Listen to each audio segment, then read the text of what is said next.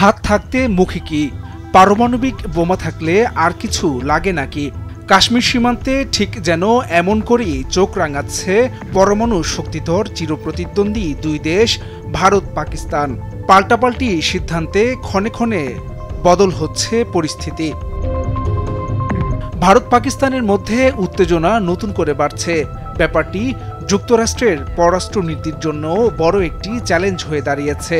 এই দুই দেশ যখন আরও বড় ধরনের সামরিক সংঘাতের মুখোমুখি হওয়ার আশঙ্কায় দাঁড়িয়ে, তখন যুক্তরাষ্ট্রকে সামলাতে হচ্ছে অত্যন্ত জটিল এক কূটনৈতিক সমীকরণ।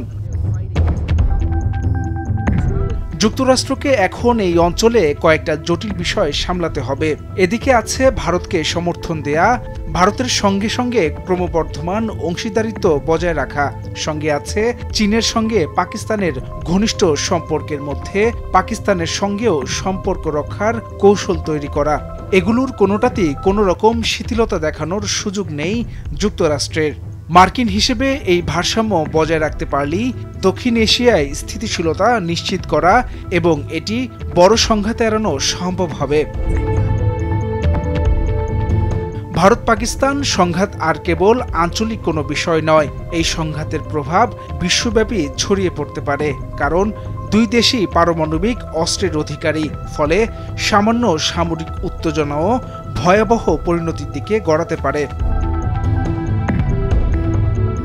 দক্ষিণ এশিয়াকে যুক্তরাষ্ট্র বরাবরই বৈশ্বিক শান্তি ও নিরাপত্তার জন্য অত্যন্ত গুরুত্বপূর্ণ অঞ্চল হিসেবে বিবেচনা করে আসছে।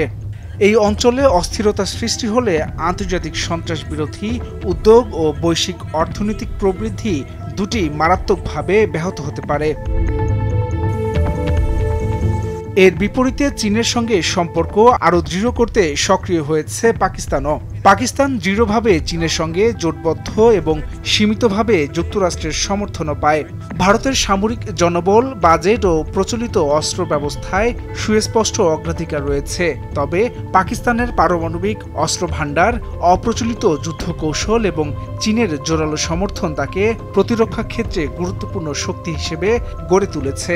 এই পরিস্থিতির পরিণতি শুধু দক্ষিণ এশিয়ার ভবিষ্যতের জন্যই নয়, বরং বৈশ্বিক নিরাপত্তা ব্যবস্থার জন্য গুরুত্বপূর্ণ হয়ে উঠেছে। আর যুক্তরাষ্ট্রের জন্য তো তা খুবই স্পর্শকাতর, কারণ চীনের আঞ্চলিক প্রভাব ক্রমেই বাড়ছে। হাসান শাব্বির, ভোরের কাগজ।